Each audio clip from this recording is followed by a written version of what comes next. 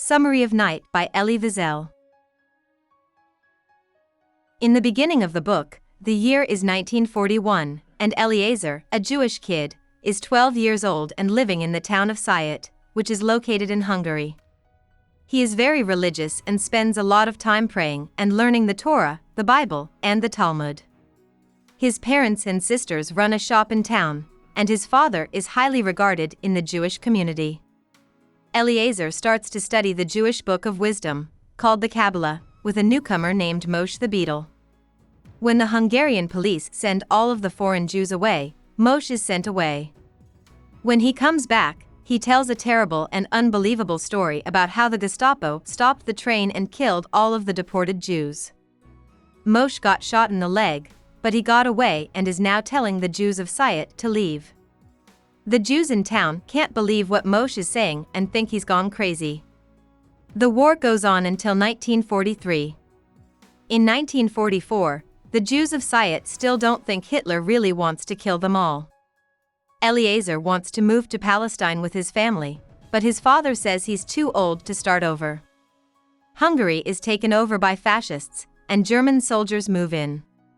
Soon, German soldiers are living in Sziget and then arresting the Jewish leaders of the town. Soon, the Hungarian police put the Jews in two areas called ghettos.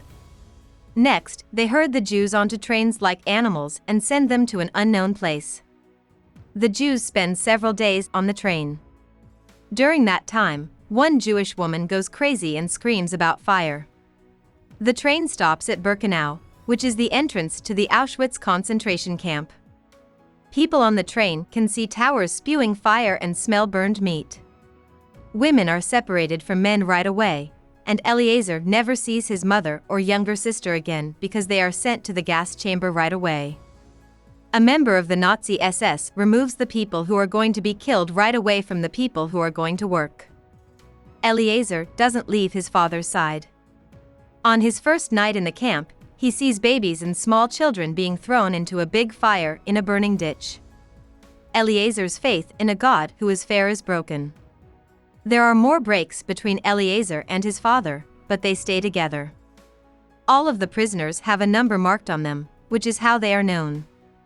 They are told that if they don't work, they will be put in the crematoria and burned. They stay at Auschwitz for 3 weeks before being sent to Birkenau, another prison camp.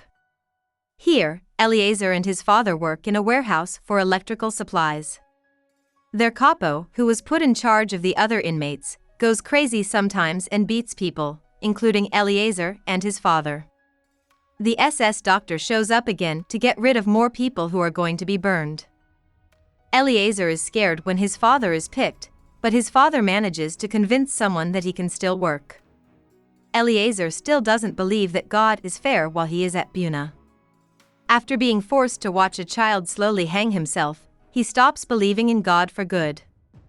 As the war gets near, the inmates at Birkenau are sent on a long, terrifying death march to a camp called Gliwice.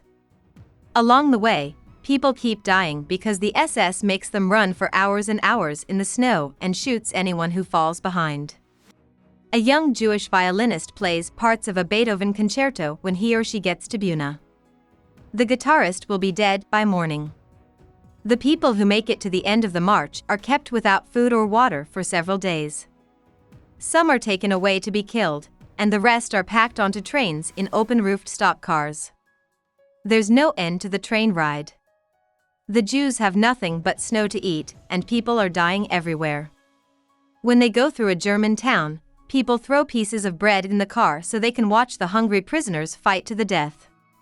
When the train finally gets to Buchenwald, another concentration camp, more people lie down in the snow and die.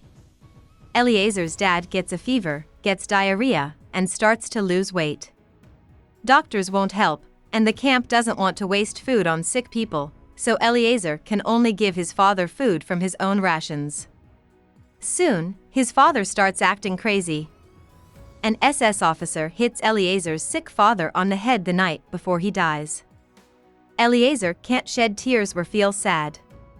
Before the Nazis start another prisoner escape, he stays in a daze for another 2.5 months at Buchenwald. This time, the prisoners rise up with weapons, and the rest of the SS run away. Food comes with the American tanks, but Eleazar gets sick from the food and spends 2 weeks in the hospital, very close to dying. When he looks at his face in the mirror for the first time after leaving the town of Syatt, he is confronted with an image that he will never forget, the visage of a dead person. About the author. Elie Wiesel was born in the Romanian town of Syatt, which during World War II was taken over by Hungary and renamed Sighetu Martyr. His parents came from Orthodox and Hasidic Jewish homes, and he was pushed to learn Hebrew and read the Bible and Talmud. His father ran a shop and was well liked by the Jewish people in the town. Both of his parents and one of his younger sisters died in Nazi death camps. His 2 older sisters, however, made it out alive. Wiesel went to a home in France after the war, went to school at the Sorbonne, and then became a writer. In 1945, he promised himself that he wouldn't write for 10 years about his time in the death camps. 10 years later, he wrote a huge Yiddish book called And the World Remains Silent. It came out in 1956 in Argentina. He later changed parts of it and put them in books called Night, Dawn, and Day. In the 1950s, Wiesel went to the United States. He has written many more books and taught at some of the best colleges in the United States. In 1986, he was given the Nobel Peace Prize for his work as a strong supporter of peace and critic of racism. Hope we summarized it fully and you liked it. Please hit the like button and subscribe to our channel so that we are motivated to create more videos.